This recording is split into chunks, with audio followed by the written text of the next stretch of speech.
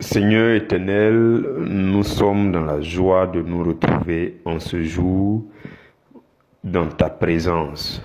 En ce jour du mercredi 12 mai, nous sommes là dans ta présence et nous bénissons ton nom pour ta bonté dans la vie de chacun de nous. Saint-Esprit, je te prie de nous rejoindre. Viens et sois le maître de mon être.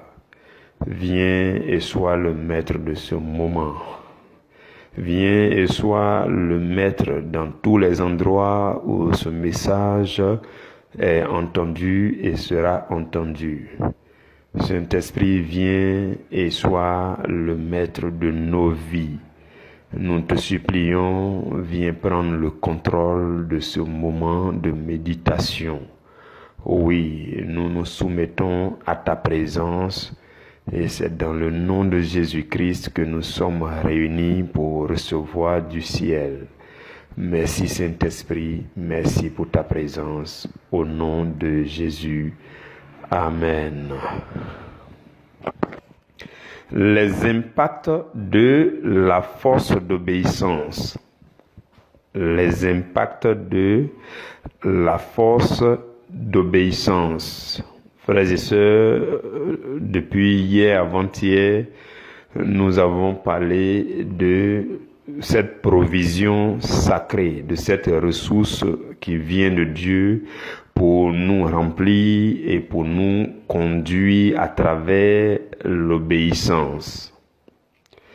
Et nous avons parlé de l'esprit d'obéissance, nous avons aussi parlé de la force d'obéissance. Aujourd'hui, nous allons parler de l'impact de la force d'obéissance. Nous lisons dans Ézéchiel au chapitre 37, le verset 7. Ézéchiel 37, 7. Ézéchiel dit, il dit, je prophétisais selon l'ordre que j'avais reçu. Et comme je prophétisais, il y eut un bruit, et voici, il se fit un mouvement, et les eaux se rapprochèrent les uns des autres, et les eaux s'approchaient les uns des autres. Parole du Seigneur, nous rendons grâce à Dieu. Frères et sœurs, c'est l'épisode de Ézéchiel où Dieu l'a téléporté dans une vallée où se trouvaient les ossements desséchés. Et Dieu a donné l'ordre à Ézéchiel de parler à ces eaux, de prophétiser sur ces eaux afin que ces eaux revivent. Vous connaissez très bien cette histoire. Dans le verset 7, Ézéchiel dit qu'il a commencé à prophétiser. Et il a prophétisé selon l'ordre qu'il avait reçu de Dieu. Et quand il prophétisait, il y a eu un bruit et il se fit un mouvement. Et alors, les eaux, les ossements desséchés ont commencé à s'approcher, à se rassembler les uns des autres. Si vous lisez par la suite, vous allez voir que les nerfs vont se former dessus, la chair va pousser, la peau va couvrir et les gens seront ressuscités. Et la Bible dit que ce fut une armée puissante. Mes frères, mes sœurs, dans le Seigneur, notre sous-thème de ce jour dit les impacts de la force d'obéissance. Les impacts de la force d'obéissance. Selon ce que nous avons vu hier et avant-hier, la force d'obéissance nous rend capables de continuer à tenir dans une vie de prière. Nous avons dit qu'au tout début, il faut fournir un effort initial, il faut forcer un tout petit peu pour que vous puissiez cultiver ou alors démarrer une vie de prière. Et par la suite, l'esprit d'obéissance entrera en vous pour prendre la relève. Et quand l'esprit d'obéissance entre en vous, il y a ce qu'on appelle la force d'obéissance qui va remplir votre être entier pour vous rendre capable de vous maintenir dans la présence de Dieu, dans la vie de prière. Donc, se tenir régulièrement dans la présence de Dieu. Quand Dieu dit à Ézéchiel, tiens-toi sur tes pieds, dans Ézéchiel chapitre 2, quand il dit, tiens-toi sur tes pieds, Dieu parle et Ézéchiel est là. Et Dieu dit à Ézéchiel, tiens-toi sur tes pieds. Ce n'est pas différent de dire à quelqu'un, tiens-toi dans ma présence. Lève-toi dans ma présence. Et le fait de se lever dans la présence de Dieu, c'est le fait de se lever en prière. Et ce sont ces choses qu'on a vues depuis lundi. Donc, c'est de se tenir régulièrement dans la présence de Dieu. Et c'est la force d'obéissance qui nous remplit, qui prend le relais pour continuer ce travail, pour nous aider. Vous comprenez? Et quand la force d'obéissance nous remplit, l'esprit d'obéissance entre en nous, la force d'obéissance nous remplit continuellement, cela nous permet de demeurer aussi dans la communion avec le Saint-Esprit. Oui, une relation de plus en plus intime avec l'Esprit de Dieu. Et là, tu reconnais que ta force, toutes tes capacités ne viennent que de l'Esprit. C'est ça aussi l'humilité. Il n'est pas question ici de dire, je suis le plus grand prieur du quartier. Non. Il n'est pas question de dire, si j'ai la force personnel pour prier. Non. Il n'est pas question de dire si je prie, c'est parce que c'est moi. Non, ce n'est pas toi. Tout ce que tu as comme capacité pour te maintenir dans la prière, cette force-là te vient du Saint-Esprit. Et en cultivant une communion continuelle avec le Saint-Esprit, cette force va continuer encore en toi. Vous comprenez? Donc c'est ce que fait la force d'obéissance. Elle nous rend capables de continuer à nous tenir dans la présence de Dieu, dans la prière.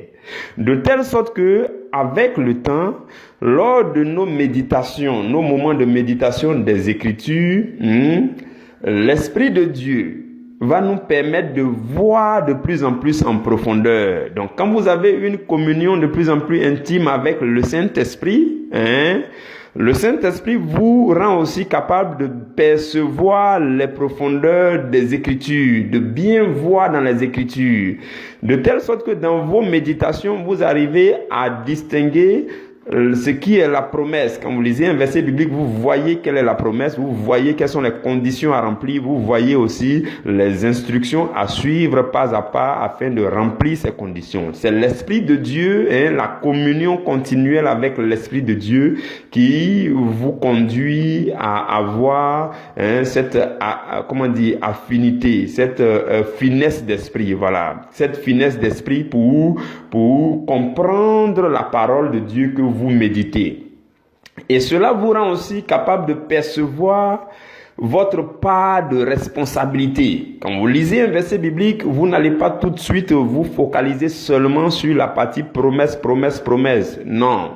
Vous allez plus loin pour percevoir votre part de responsabilité, ce qu'il vous faut faire afin de remplir les conditions de la promesse.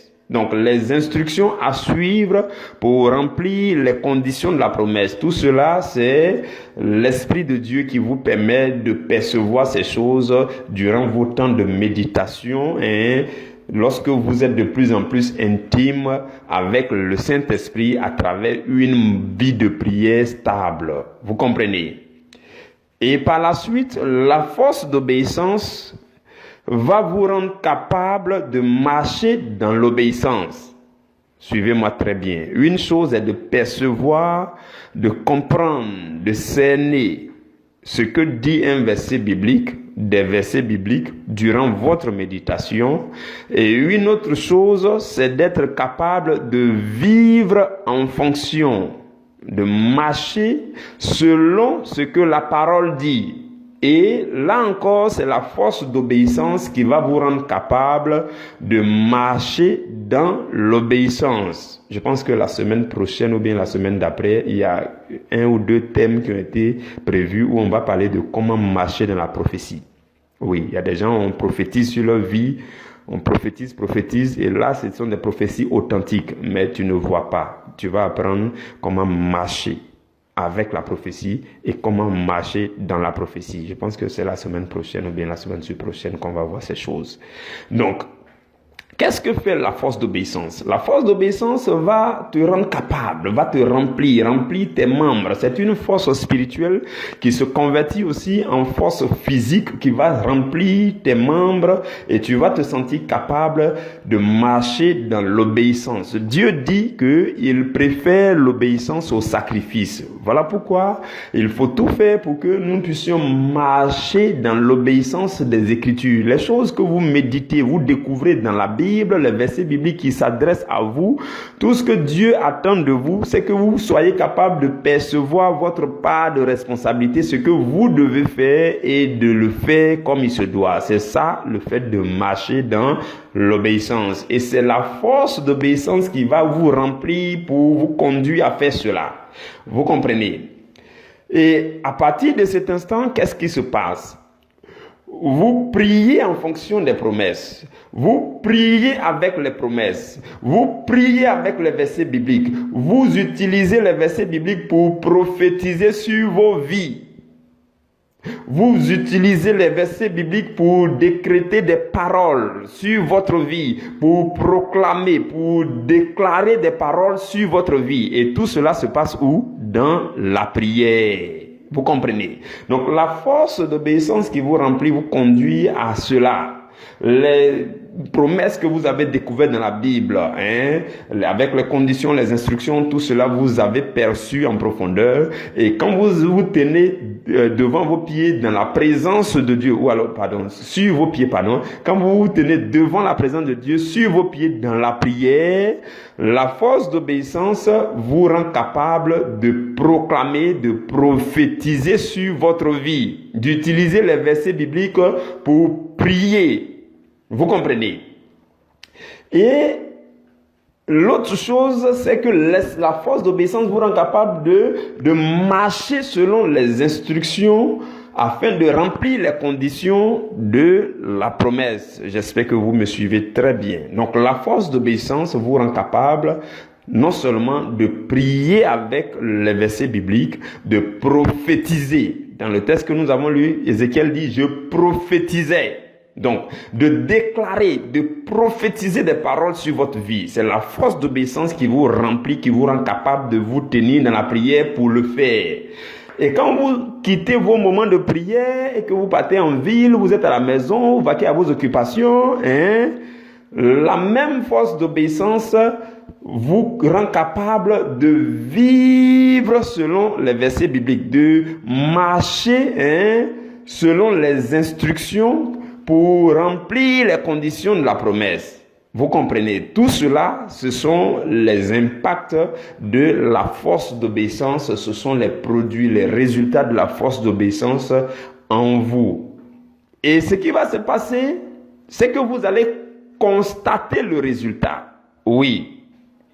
Dans le texte que nous avons lu, Ézéchiel dit « Je prophétisais selon l'ordre que j'avais reçu. » Frères et sœurs, on prophétise, on prie, on fait des déclarations, des proclamations prophétiques selon l'ordre qu'on reçoit de Dieu. On ne prie pas dans le vide, non.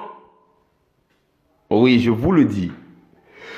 Si vous voulez que vos prières soient puissantes, que vos prières aient de l'impact dans le spirituel, frères et sœurs, il faut prier selon l'ordre que vous avez reçu de Dieu dans les Écritures que vous avez méditées. Lorsque un verset biblique s'est révélé à vous, vous vous basez sur ce verset biblique pour prophétiser sur votre vie. Et tout cela se passe dans la prière. Ézéchiel dit, je prophétisais selon l'ordre que j'avais reçu.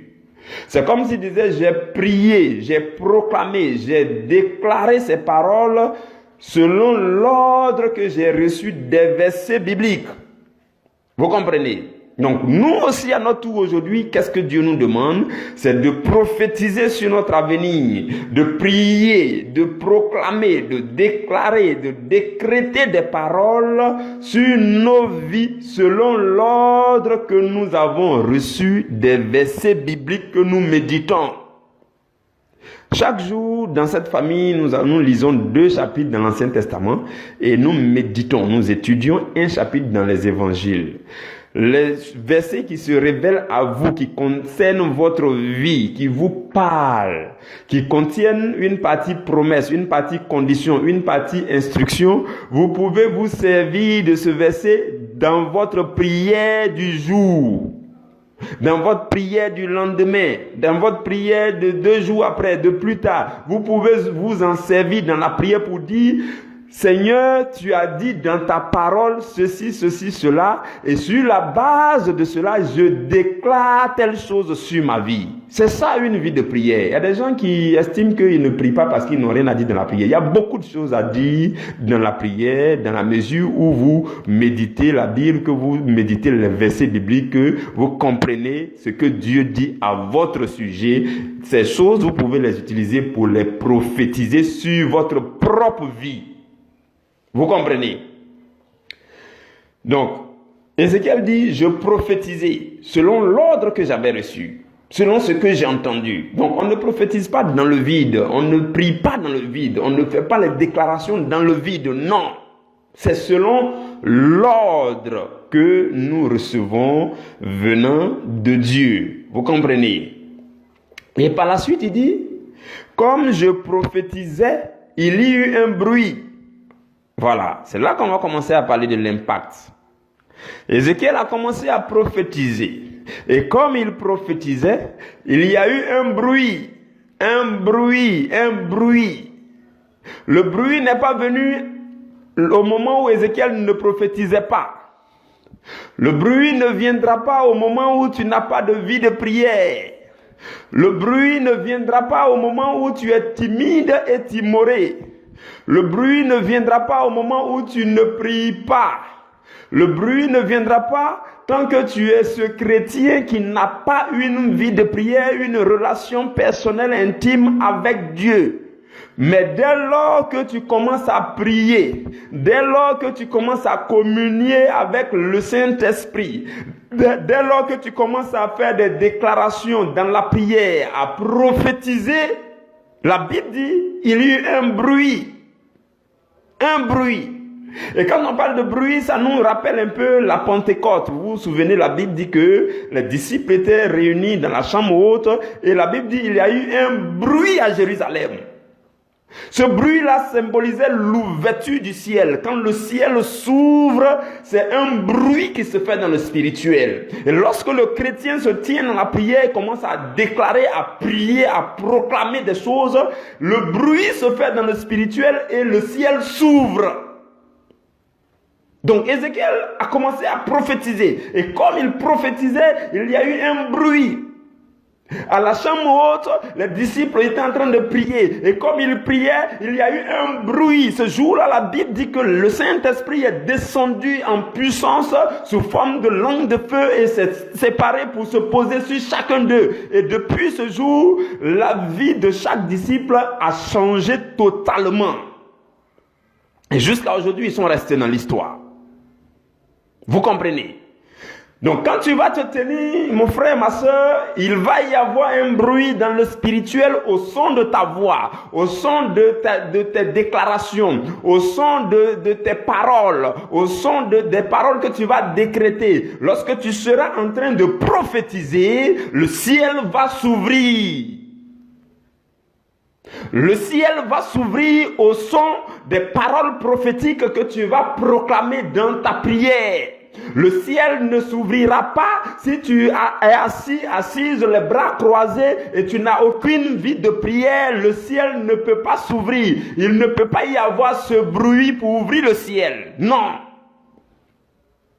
Ce n'est que lorsque tu vas commencer à prophétiser, comme Ézéchiel, que tu seras en train de prophétiser, comme Ézéchiel, qu'il va y avoir un bruit et le ciel va s'ouvrir sur ta vie.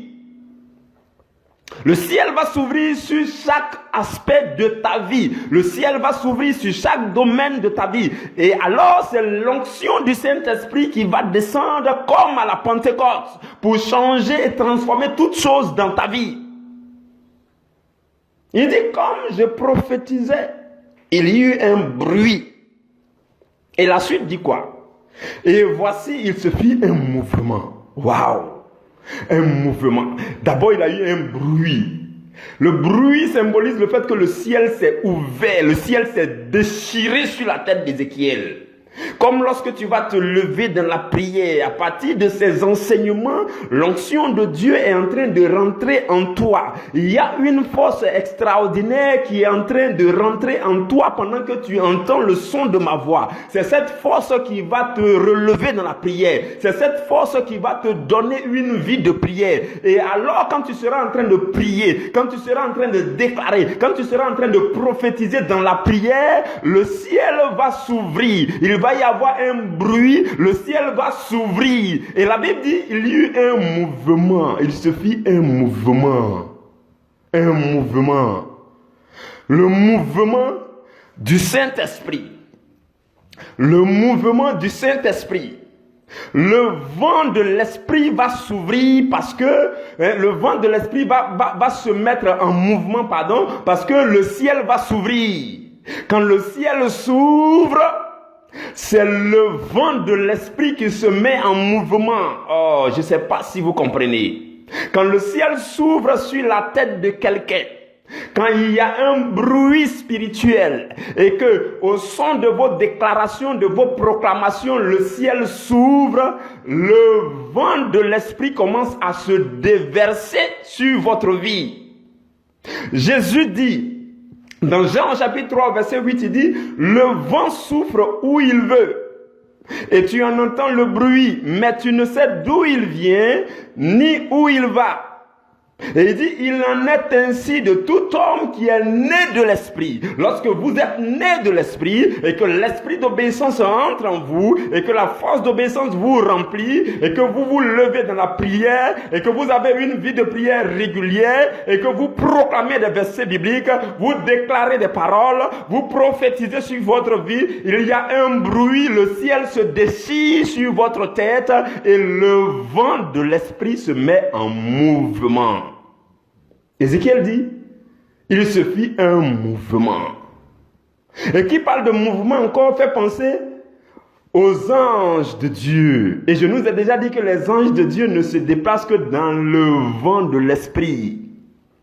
Les anges ne peuvent pas opérer hors de la présence du Saint-Esprit, non. Les anges opèrent dans la présence de l'Esprit, là où le vent de l'Esprit souffle.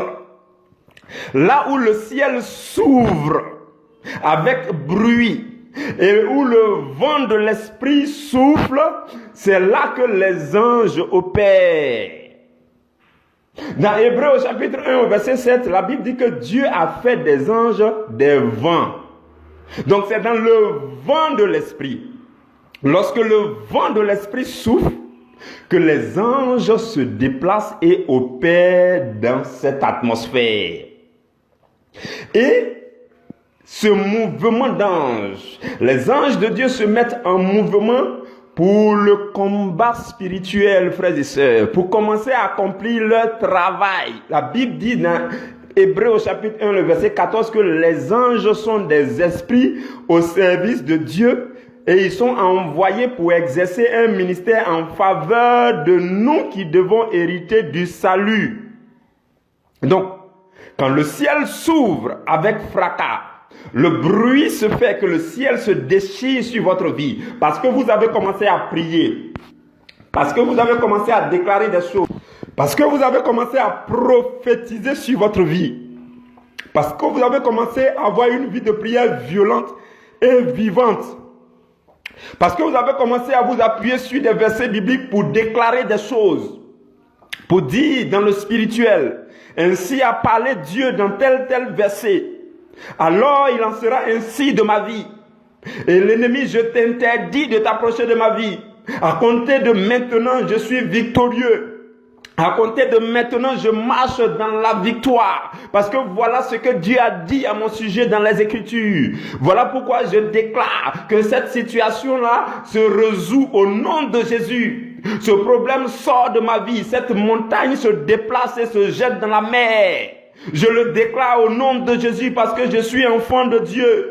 J'exprime mon identité d'enfant de Dieu. Et la Bible déclare que Jésus-Christ a obtenu pour moi toutes les bénédictions dans les lieux célestes. Et la Bible déclare que je suis béni en Jésus. Je suis racheté. Le sang précieux de Jésus m'a racheté. Quand vous commencez à déclarer ces choses, il va y avoir un bruit dans le spirituel. Le ciel va se déchirer sur votre tête. Le Saint-Esprit va se mettre en mouvement. Et le vent de l'Esprit va entraîner les anges. Et les anges vont commencer à opérer dans votre vie. Vous comprenez, frères et sœurs? Et par la suite, il dit, et les os s'approchaient les uns des autres. Les ossements desséchés ont commencé à s'approcher les uns des autres. C'est ça le résultat. C'est ça le résultat final de l'impact de la force d'obéissance qui vous remplit. La force d'obéissance vous remplit pour vous maintenir debout dans la prière, dans la présence de Dieu, en communion avec le Saint-Esprit. Et cette même force vous rend capable de percevoir les profondeurs des Écritures et de déclarer les versets bibliques dans la prière, de prophétiser, de déclarer comme Ézéchiel. Et quand vous commencez à le faire, tout de suite, il y a de l'impact dans le spirituel. C'est ça l'impact de la force d'obéissance qui vous remplit. Et cet impact-là commence par un bruit qui va faire que le ciel va se déchirer sur chaque domaine de vos vies. Et le vent de l'esprit va commencer à souffler partout où il le veut. Il va commencer à souffler. Et les anges vont commencer à opérer. Ils vont commencer à travailler en votre faveur. Voici l'impact de la force d'obéissance qui vous remplit et qui vous maintient dans la vie de prière. Et la Bible dit, les choses ont commencé à s'arranger. Les os ont commencé à s'approcher les uns des autres. Et par la suite, la Bible dit, les nerfs ont commencé à monter sur les os. La chair a commencé à pousser. La peau a commencé à couvrir. Et voici la résurrection. Et voici la résurrection. Frères et sœurs, j'espère que vous me suivez, que vous me comprenez. Il faut qu'on se lève dans la prière.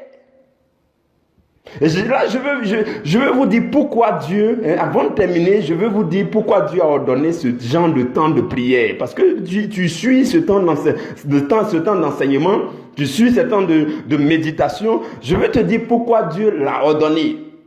Dieu l'a ordonné. Toi qui m'entends maintenant, je veux te dire cela, s'il te plaît. Dieu a ordonné ce genre de temps de méditation pour faire de toi un chrétien qui vit une foi vivante et violente. C'est ça l'objectif de Dieu pour ta vie, toi qui m'entends. Dieu le désire. Dieu veut que ta foi se réveille. Dieu veut que tu marches dans une foi violente. Matthieu 11, 12 dit, depuis le temps de Jean-Baptiste jusqu'à présent, le royaume des cieux est forcé. Et ce sont les violents qui s'en emparent. Si tu n'es pas violent dans la foi, tu ne peux pas saisir les choses du royaume. Les trésors du royaume, tu ne peux pas les saisir si tu n'es pas violent dans la foi. Si ta foi n'est pas réveillée. Et les anges n'attendent que toi pour faire mouvement. Pour faire mouvement. Ézéchiel dit, il se fit un mouvement. Pour que les anges se mettent en mouvement, ils n'attendent que toi. La situation que tu vis présentement n'attend que toi pour se mettre en ordre. Et je veux te parler, avant de terminer, je veux parler, frères et sœurs, à quelqu'un. Je veux parler à quelqu'un de la part du Seigneur. Le Seigneur me charge de te dire, lève-toi, lève-toi. Lève-toi seulement en prière et tu verras ma gloire. Oui, Dieu parle à quelqu'un en cette heure précise. Il dit, lève-toi seulement en prière. Lève-toi seulement en prière. Lève-toi en prière et tu verras ma gloire. Tu veux voir ma main dans ta vie, lève-toi en prière. Il dit, j'ai entendu ta demande. Je vois ce que tu attends. Mais lève-toi en prière. Lève-toi seulement en prière. Oui. Il dit, l'ennemi t'avait réclamé. Il t'avait réclamé pour te cribler. Mais mes serviteurs que j'ai établis ont prié pour toi, afin que tu vives. Maintenant, ne reste pas timide dans ta foi. Si tu veux saisir tes promesses, Lève-toi en prière. Oui, je te le demande maintenant, lève-toi en prière. Oui, lève-toi. Lève-toi en prière. Il dit, tu as fait un programme de prière qui n'a pas fonctionné. Parce que tu ne savais pas qu'il fallait d'abord lutter contre les ennemis de la prière, avant d'entrer véritablement dans la prière. Maintenant que tu le sais, je te le dis, lève-toi en prière, lève-toi en prière. Oui, oui. Le Seigneur te dit, il dit, je promène mon regard sur la terre pour voir qui je peux secourir. Mais je vous trouve rarement en prière. Voilà pourquoi je vous demande à cette heure de vous lever en prière. Lève-toi, toi qui m'entends, lève-toi en prière. Il dit, le Seigneur te dit, il dit, tu as crié à moi pour la bénédiction que tu attends. Il dit, j'ai décidé de te bénir au-delà de ce que tu as demandé. Mais je veux que tu te lèves en prière afin de pouvoir préserver cette bénédiction que je vais répandre sur ta vie. Mais lève-toi en prière, lève-toi dans ma présence en prière, lève-toi aujourd'hui même, commence à te lever aujourd'hui. Il dit, je suis l'Éternel, le Dieu qui donne la vie aux morts et qui appelle les choses qui ne sont point comme si elles étaient. Lève-toi en prière dans ma présence et tu verras les œuvres de mon bras dans ta vie. Il dit, lève-toi, toi qui m'entends, mon fils, ma fille qui m'entend, lève-toi en prière, lève-toi maintenant. Naingebro samadende no kandabre rande no kamayande de kendebra she mari kundama yande ne kondebrera la mande ginde mona masingere bro sonna yande ka hangene mona ma onde ginde bro raba yante ne kala mano kinda mayonde be hamano kinde gan manelo kambare rigonda mayante kere hamayande bringo na o she bala madenge ne mino ma onte minga mahambingo ninga ne kunda o kendebrera lande gunda yante bre ngayande kinda mayonde maonte geda madonge baunde rerebro samayante inga nagunde maonte kentero randa gonde mayande mikunda maonde giza rado kasaba baba mingo naonde ginde maonte kerere rendo gamayande bina kunde maonde ginda mayonda mele mangora prakando zinga de mayonda makumbe yonde mrekunda maon singene kunda yente ngero brasanga dinge neos kende mosa. Il dit, mon esprit est là pour te soutenir. Mon esprit a été répandu pour te soutenir, pour te communiquer cette force et maintenir cette force en toi. Mais lève-toi dans la prière. Lève-toi dans la prière. Seigneur, nous te bénissons pour cette heure de méditation. Nous te magnifions. Nous te sommes reconnaissants. Merci pour tous tes bienfaits dans nos vies. Béni sois-tu éternellement au nom de Jésus. Amen. Frères et sœurs, demain,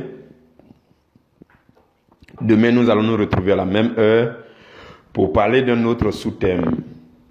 Voyez-vous, nous parlons de l'esprit d'obéissance, de la force d'obéissance qui vous conduise à travers une vie d'obéissance et vous verrez l'impact lorsque vous vous tiendrez dans la prière et que vous serez conduit à travers l'obéissance de la foi, vous verrez l'impact, les résultats de façon palpable, comme Ézéchiel l'a vu.